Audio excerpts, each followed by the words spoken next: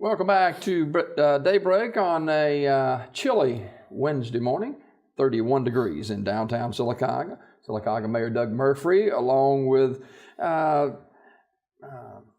gentleman who has got his hands involved in a lot of things in our city, Chaplain Mark Ledbetter, and Mark is heading up, coordinating the winter weather preparations. And guys, I don't know about y'all, but last year, or this past winter, I should say, in 2014, January, I think the 28th it was, it took all of us by surprise. And you guys are involved with the winter weather preparations for this winter season. Let's go back a little bit, Mark, and talk a little bit about the event that took place January 28, 2014.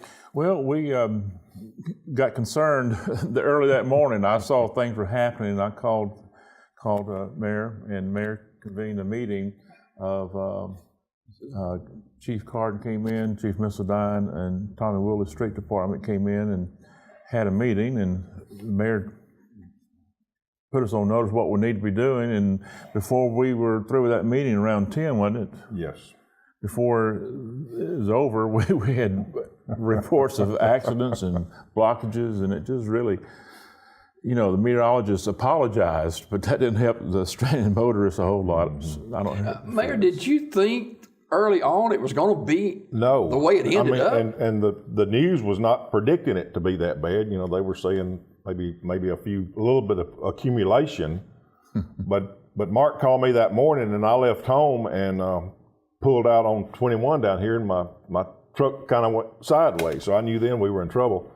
And then by the time we got to City Hall and got everybody together, the schools were not released then. So, it was too late to really prepare. So we just had to go into the mode of doing the best we could, I guess. So we closed the roads first thing, and but it caught us all by surprise. Now, Mark, you really can't prepare for something like this a whole lot because you don't know, and that was 3 days or so that we'll not soon forget here in East Central Alabama. No, it took us by surprise, obviously. There are certain patterns that we can see. Possibility of they're predicting maybe late December, early January, some snow for our area. But that's not certain. In fact, what happened last year tells us that at any moment, any time, if conditions change, if they have another polar vortex hit our land, then we're going to be in a precarious situation again. But I think after last year's experience, we're going to be. Everything went very smoothly last year. I have no complaints about that. But at least we are talking about this, and we have our thoughts of what to do, when to do, and it's going to be a coordinated effort. And Mayor, as we worked through that first morning, and it became more and more evident, hey, we've got some real issues here. Yeah. Walk us through a little bit about the correspondence you guys had and who was involved in helping not only people in Sylacauga, but motorists who were stranded in our city, even in other parts of the country. Yeah, we had our people stranded in Birmingham and everywhere else. And I guess one of the main issues we had that morning, the schools had not let out. And like Mark said a minute ago, we got there, we had a meeting about 10 o'clock, and everything had hit then. So, then that's when they started to release the kids from school, and we closed the roads at the same time. So now you've got buses on the streets on closed roads. So that was scary, but I think we managed, and the kids, I think they finally got them all home. It was late that afternoon, but we had some police that helped get the kids home and all that stuff. But once we did that, then we had stranded motorists. We had a senior citizens bus in Birmingham that was stranded for a couple of days, and we had a lot of people out on the highway that couldn't move. So that first day, that's about all our police department did was work accidents and try to help stranded. It's very fortunate they had the Humvees too. Yeah. They were transporting people to the shelter. They were able to get a few people home. We had one person at the shelter, a family that had some sickness, and we felt it'd be better for them to get home, and so the department really made a special effort to get them home. It was well coordinated. They were ready and eager to help, and we were really pleased with their efforts because they had a lot of people in difficult circumstances. You know, First Baptist Church in Sylacauga, which is just down the street, they've been an anchor for years. Hey, when there's problems, you know, they open their doors, and that's what happened January 28th. Absolutely. Larry Morrison is the education and shelter coordinator, and they're actually certified by American Red Cross as a shelter. And they were ready. They had personnel that were there to register individuals to come. They had people who monitored and were on staff through the night. They actually had a staff cook warm meals. I think they had an event scheduled that day for an eating event, and it was canceled because of weather. So they had food preparation and a cook team in, and they provided a warm meal for those who came in that evening. Had a cook team come in the next morning who were able to cook breakfast for the individuals. I think this is a surprise to these stranded individuals because, like you mentioned, we had people from Utah, Indiana, Georgia. We only had 6 residents of Sylacauga in that shelter out of the 73. And altogether we had 79 people, including the staff that were there. So it was very interesting. People came in sharing their stories again and again and again, as you can imagine, helped them work through it. And it was a very, under those circumstances, a very pleasant experience, regardless of the circumstances. Well, day one, we're getting the people sheltered and getting food, and then, you know, people trying to go home, you know, whether it's Highway 21 or whether it's 280, you just couldn't get from point A to point B. Yeah, and to elaborate a little bit on what Mark said, I don't know what we would have done without First Baptist Church. I mean, they stepped up to the plate. I think 3 different times last year they opened their doors for cold weather and then also that event we were talking about now. But you know, they've been wonderful, and any time we've needed them, they've been there for the community. So I applaud them. Not only was it icy, but it was very cold as well. Very cold, very cold that evening, especially. Yeah. The next morning, I just lived down the block. I got early to go get some relief, and I walked down there, and so it was cold, very cold. Well, day one, it took a lot of people to coordinate this thing, and I'm sure that everybody working together, it made you feel like, hey, we can do this thing. I was encouraged. Yeah, we did. Everybody knew what to do, kind of, and I mean, like the street department, they knew that they had the sand and the sand trucks ready, so they started sanding the bridges, and of course the police department and fire department cooked for everybody, and then unfortunately we had one fire fatality in Oak Grove during that storm, and our fire department responded to that, and but it was mostly just them and the police department helping people get home and things like that. But everybody with the city stepped up and did a great job. I was very proud of our employees. Mark, when you have the number of people that were stranded and at First Baptist Church, you know, a lot of these individuals, you know, they're kind of lost. You know, they don't know anything about Sylacauga or our people, but it left them with a good flavor of our citizens here. It did. Many of them were very appreciative of the way they were received, the assistance they received, the atmosphere in which they were sheltered, the provision for cots provided by EMA and also American Red Cross.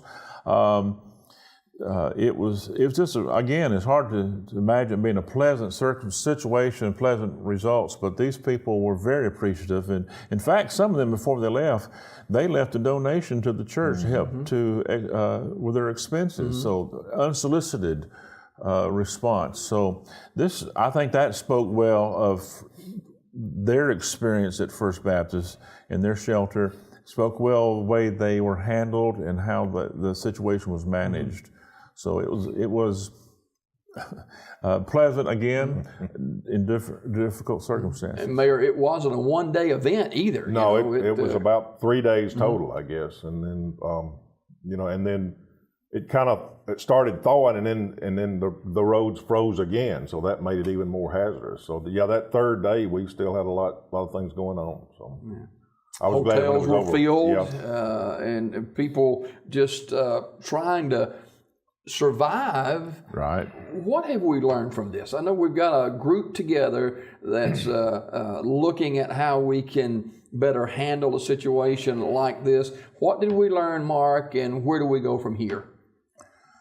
Well, one is, as the mayor pointed out, we learned that we can respond even though we don't have, quote, a plan in place. Now we do have an understanding, a coordination of the response teams, street department, the police, the fire department, and in the shelter. We learned that we need more volunteers for the shelter. It was taxing on the First Baptist staff. It would be good. We offer training for the volunteers. It can be faith-based organizations like churches, or it can be community-based, any of our civic organizations. Anyone who's interested in training and helping us. That was probably the biggest issue we had, was having sufficient people, and we can get them there. If they were on the other side of Herd's Gap, we had the ability to get them to, or anywhere else. They say, I can't get there. We can get them there because, as we said, the police department has the Humvees, which is a very valuable asset to our community and to the department.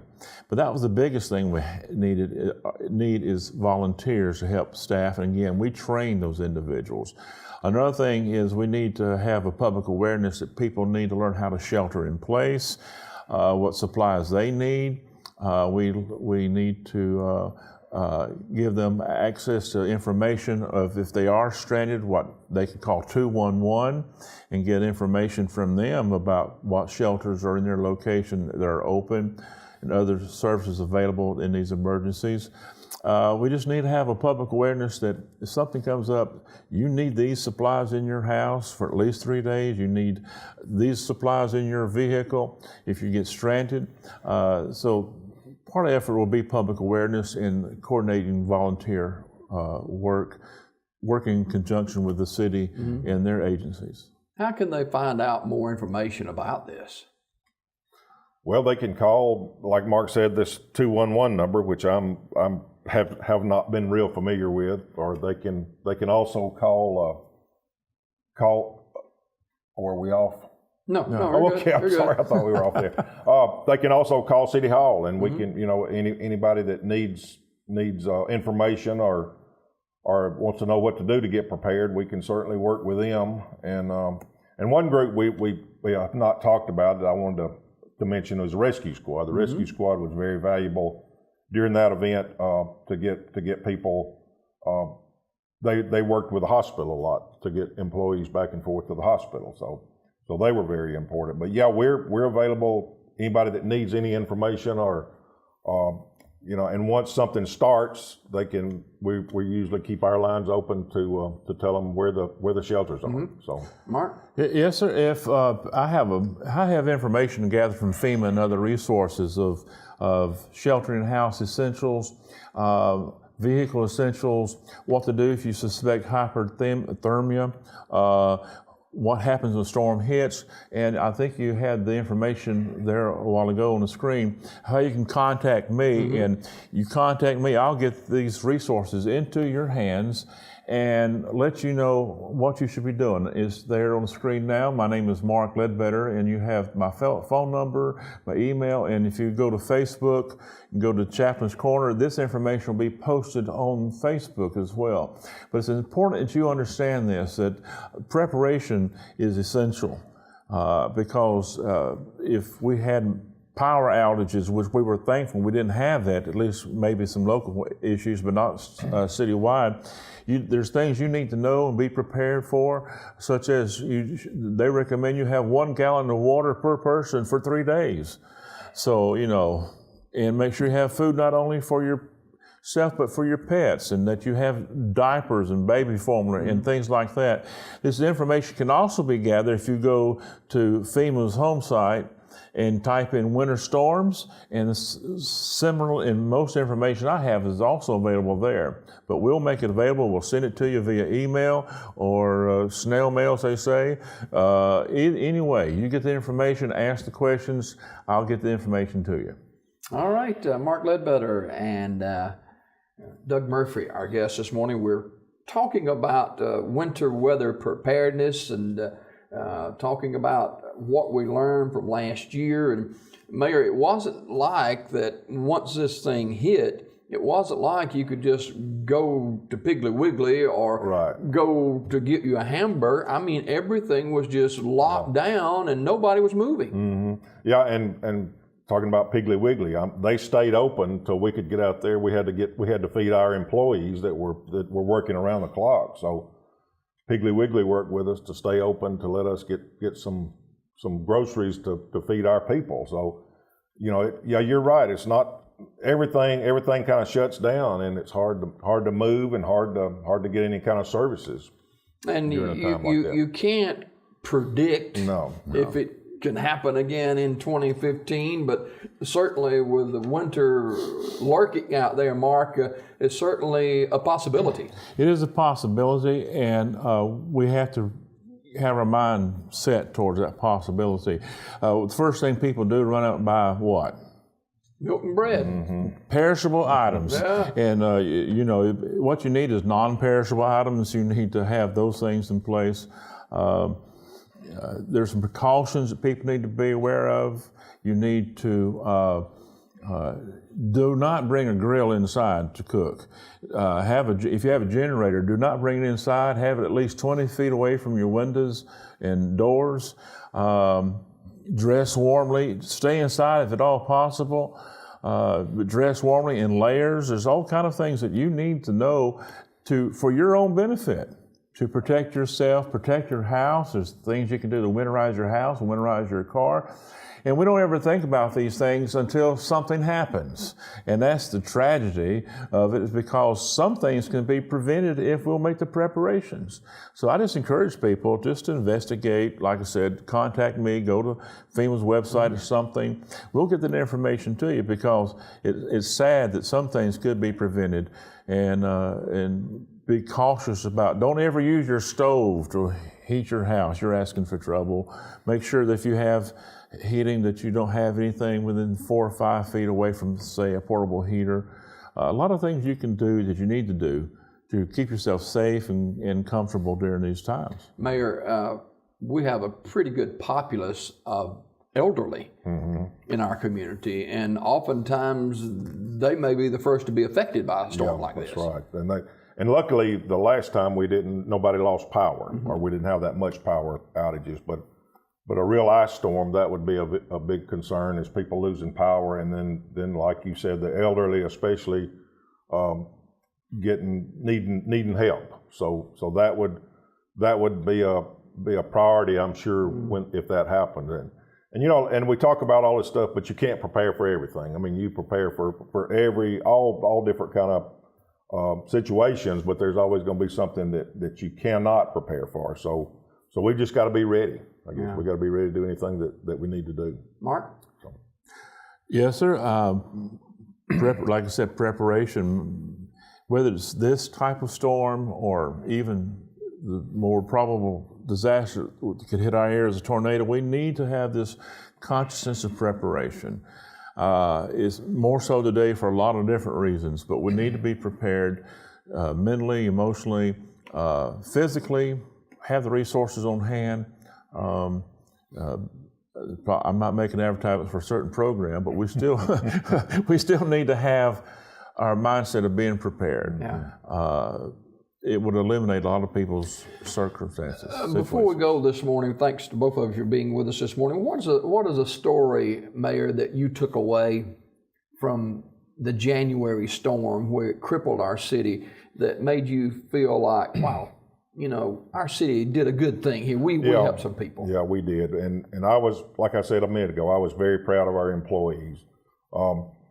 And everybody stepped up to the plate and went above and beyond the call of duty, and that's I guess that was the main thing that I noticed was the response from our police department and street department and fire department and everybody. I mean, everybody just did more than they had to do. So something like that makes you proud of the people that work for the city. Now, Mark, you came in contact with a lot of people as well during that 3-day event. Was there a story or so that just kind of sticks out in your mind of maybe individuals that you were able to assist? The one story that comes to mind is there's a young man who had just been discharged from the Army in Fort Benning on his way to Utah. And he was stranded here in Sylacauga, and in talking to him, one thing he said, "You folks in Alabama do not know how to drive in snow." And that is the truth. And I said, we don't get this kind of snow very often. And that was one story. And we had people, 2 men were stranded from vendors. A man was on a location, he was caught off location, so these 2 went and responded to take his place. And so as it turned out, they were stranded rather than individuals, but they took it in stride. But there was a lot of interesting circumstances. We did have a couple of pets too. We had a couple of dogs come in and we gave them shelter. We had some families with small children. We were able to isolate them so that they would not have to deal with the population at large. And but the Utah story, it stuck out. And I agree, we don't know how to drive in the snow a lot of times. And of course, thanks to Mayor Doug Murphree and Mark Ledbetter, the group coordinator for winter weather preparedness. And if you need more information, of course, Mark's got all that for you, and we'll throw it up again as we head to break this morning. But thanks to both of you being here today. Thank you.